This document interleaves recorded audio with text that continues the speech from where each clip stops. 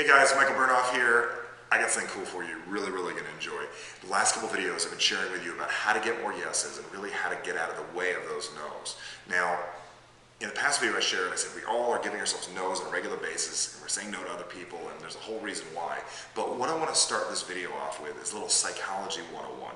And after Psychology 101, I'm going to give you two very simple strategies you can use and two real questions that you can use to start getting way more yeses in the presentations that you do dealing with people. Psychology 101, very simple. Where the no's and the yeses come from.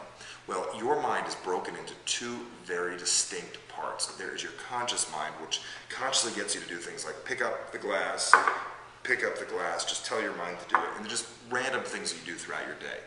Your unconscious mind, which is the larger portion of your mind, has one very distinct, important task, and that is to make sure you're comfortable, to make sure you feel good, and also on top of that, to make sure you're doing the right thing and to keep you safe. Now, because of that, it operates from a very simple program called do the same thing, do what works, do what works, do what works. Let me give you an example for a second. You ever been in your car before, you're driving along, and it's like, you hit the brakes, and you look up and you see the red stop sign, or you see the stoplight right in front of you, and you think to yourself, whoa, who's been driving for the last couple minutes? Wow, I can't believe I'm safe. Well, the reason you're safe is your unconscious mind took over. It's almost like an autopilot and got you to your destination. That's why you don't usually wander to your left, you don't usually wander to your right, you usually go straight down a line when it comes to your unconscious mind.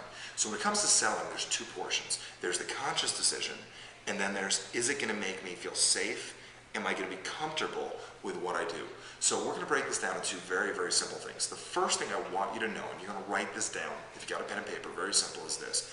Most people, when you're talking to them about whatever, do not know what they want. They say they know what they want, but they really don't know what they want. And the second thing is, even if they do know what they want, they don't see it as something that can really happen for them, or they don't see it as something that's safe for them. Let me give you an example for a second.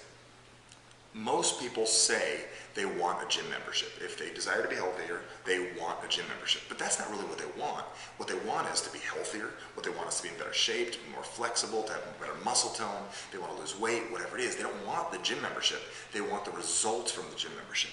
Yet, in sales, you really got to clarify with people what they really want. Secondary, just because they want something doesn't mean that they're going to get past the adversity in their head thinking, that's great, I got a gym membership, but I actually got to go to the gym now. What you have to do is get past that in their head by working on the secondary thing, which is where will you wind up long term, by creating a feeling what it would be like if you actually have that product. Because just having a gym membership and paying for it in your credit card, that's nothing. But if you actually can see down the road what's going to happen, that's going to be the different factor. So what I'm going to do is share with you two very simple examples of how this works. One will be a phone call about a gym membership, and the other one would be someone knocking on your door to sell you a vacuum cleaner. Has that ever happened to you before, where someone went knock, they knocked on your door, where they're selling knives or a vacuum cleaner or something? Well, they knock on your door and you're thinking to yourself, that's the last thing I want is another vacuum cleaner, unless, your vacuum cleaner is broken. Well, these great vacuum cleaner salesmen understand those two very simple questions. How to give people what they want, and how to show them that they have the product and show them the results in the long term, what it is. So when the vacuum cleaner salesman knocks on the door, and he doesn't just say, do you want a vacuum cleaner? He finds out what the person wants. He finds out what they would gain from it. So for instance, a vacuum cleaner, what's it going to do? It's going to give you healthier air. It's going to give this cleaner surface environment for your children. It's going to get rid of the dust and all the little mites and little bugs on the ground. And on top of that, it's also going to give you a cleaner home. So he's not just selling a vacuum, it's going to give you a cleaner home, and that's going to get rid of those other things I just shared. Now, long-term example is what a good salesman, someone that really wants to get the yes, because the yes is not just a conscious yes, it's getting it to feel comfortable long-term. So how do you get it to feel comfortable long-term?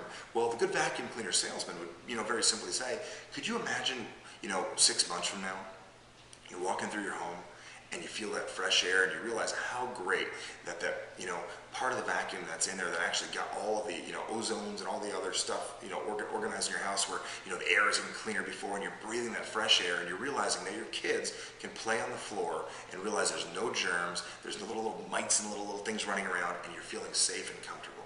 Imagine what that would feel like to have clean carpets, and realizing 2-3 years from now, all that dirt that you could have been jamming in your carpets are clean. What happens is that gets you to realize it is a safe decision to say yes to this vacuum cleaner. I like the long-term results. Same thing with the gym membership. I shared it earlier. Nobody wants a gym membership.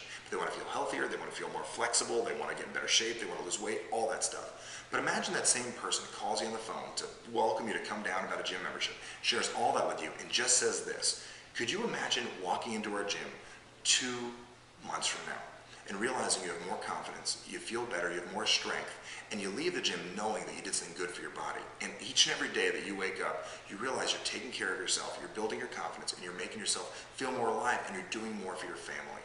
The key to what I'm sharing with you here right now is we have to get people not just to make a conscious decision, you got to get them to make a long-term unconscious decision of how this will fit in their major program for their life. Remember this, when it comes down to sales, it's very, very simple. It's people that sell best. The best salespeople are just people that have good communication. They really just have conversations with other people. And all they're sharing is this: let me find out what you want, because most people don't know what they really, really want. And let me show you how to actually get it. That's all I want to share with you today, is this very simple strategy. Keep in question in your mind, can I help this person find out what they really, really want? Dig it out of them, what they really want, and can I show them how they'd feel if they actually had it? More videos to come soon. Go out there, get more yeses, and kind of have some fun with this stuff. Enjoy.